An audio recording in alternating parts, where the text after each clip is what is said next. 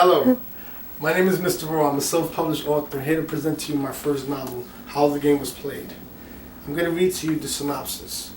How the Game Was Played is a tale of two brothers growing up in the South Bronx who then become well known throughout the New York City streets with a reputation for extortion and murder.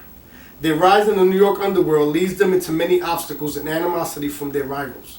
But amidst the gruesome and violent lifestyle they lead, both brothers discover the love and desire to live a more subtle life, which seems impossible to attain, because they are too deep into the game. The cover was helped illustrated by my good friend Tone Beyond Cabezas. Right now, the game could be found within any bookstore within the four boroughs, and you can reach me at my email, timeismoneyproductions@yahoo.com. I also do poetry. So I would like to present to you 4 poems that I have done. I haven't went public with it yet due to the fact that I'm a little skeptical about it. But at first, I'm looking forward to going to poetry slams or something in the sort. So if any of you are willing to listen to this, I appreciate any constructive criticism you have. And I hope to hear from whatever you have to say in regards to the poem. The first one is In My Head. I'm lost, but not in any physical place on earth. It's a hidden hell presented to me since birth. Not your common malevolent terrain with a diabolical ambience. It's a distorted psychological perception instilled in the strands of my essence. Dysfunctional is what I would be labeled when explaining my childhood. Post-traumatic stress disorder diagnosed granted me the right to be misunderstood. Confidently confused, earned my stripes by being abused. A winner who always lose, disposed of omens but used to bad news. Blind to clues, but first, listen, I won't spit any nonsense. I'm a monster who the government, hood, family, friends, and enemies have sponsored. I'm intelligent, I'm evil, I'm good, I'm dumb. I'm real, I'm fake, I'm live, I'm numb. There's a difference of calling the devil and seeing him come. That's a motto I lived by ever since I was young. From the drugs my mother was strung by, to the literary author's alumni, to the empty promises and false dreams I hung by, with tainted views and misconstrued schemes I would come by, with hopes and visions for a better life yet to be lived, with a passion and will to empathize, find the positive in the negative. If they say good could be derivative out of evil, my goal is to be that example set for all the people. Not just for mine, for yours, for his, and also for hers, to show what can be brought forth with action, can be planned out with words. In a city with 9 million sob stories is told on a daily basis, I'm from a city where boroughs is ranked by their homicide cases. I would distract despair and embed faith amongst the faithless, fighting my enemy ignorance, though he remains anonymous and faceless.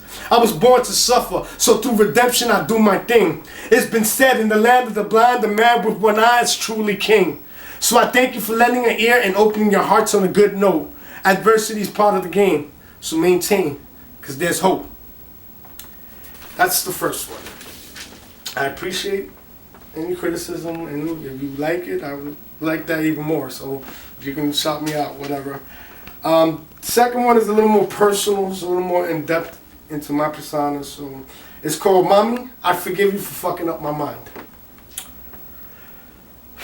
Okay. To think back, Mom, if you was in the army, you'd be a general. Because you breeded soldiers who could survive with the bare minimals. Your daughter's an agent for Homeland Security and your son's an ex-criminal. And to think when you died young, they thought we'd be left like savage animals. The controversy was, you were a drug-addicted whore who had an anger problem with solving by beating your son daily like a chore.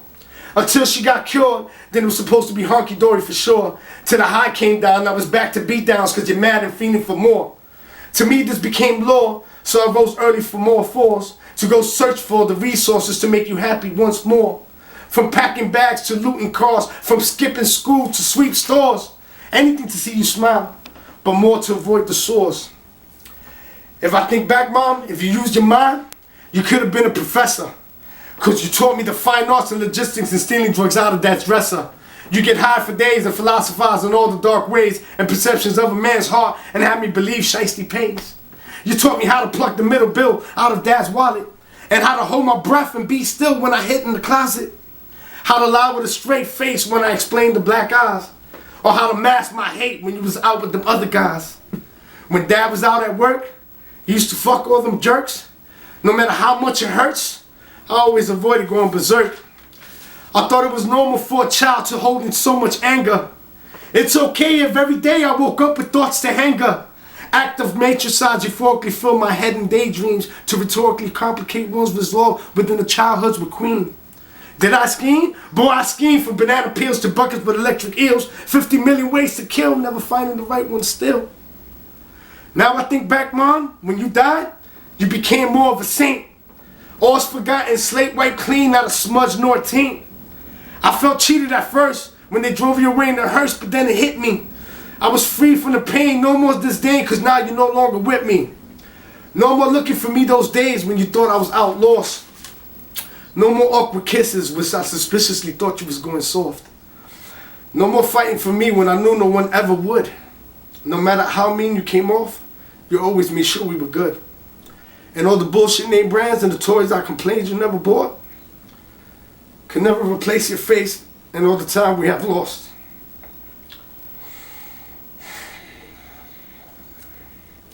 After all the therapy, all the healings, all of the songs, I love you and forgive you, Mommy, for fucking up my mind. Thank you for that one. That one's, pardon me, let me just get my composure. That one always touches me. It always gets me.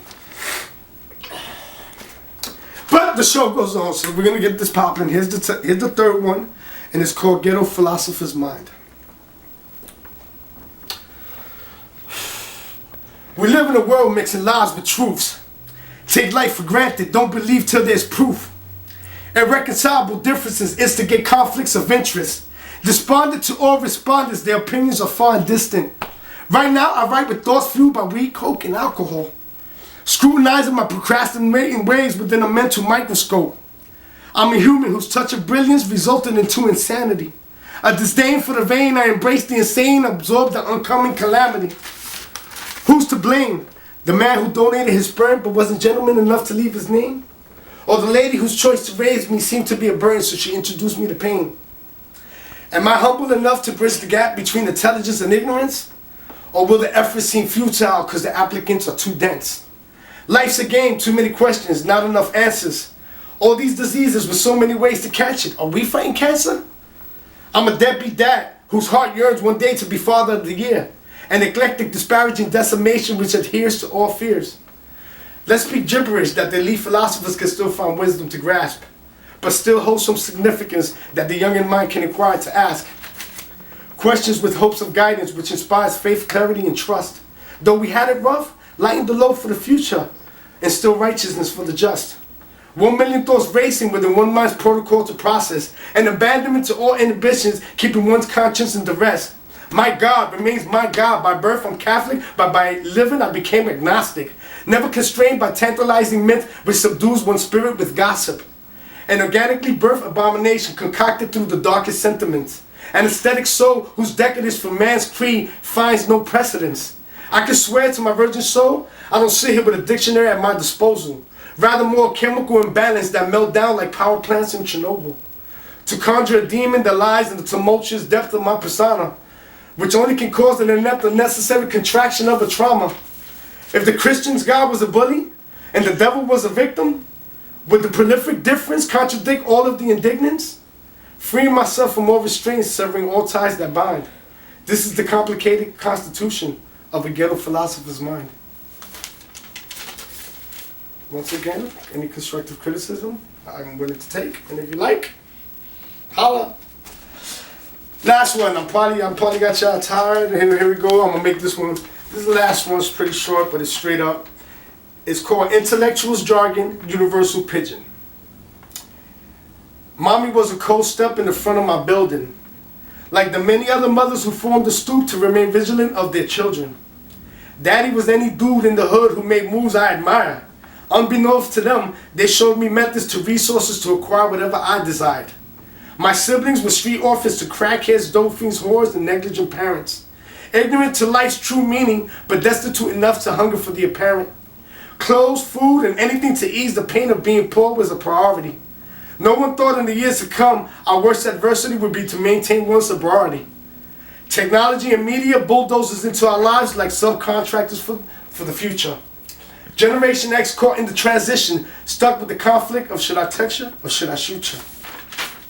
A Neanderthal for eons, I erected my posture to rise from all fours, not to rebel, but comprehend, adapt, and excel within this elusive game with intricate laws. When a proclamation of emancipation is decreed after a declaration of independence, the aberration of one's ignorance, blinded by their astute hypocrisy, is the true crime that's horrendous.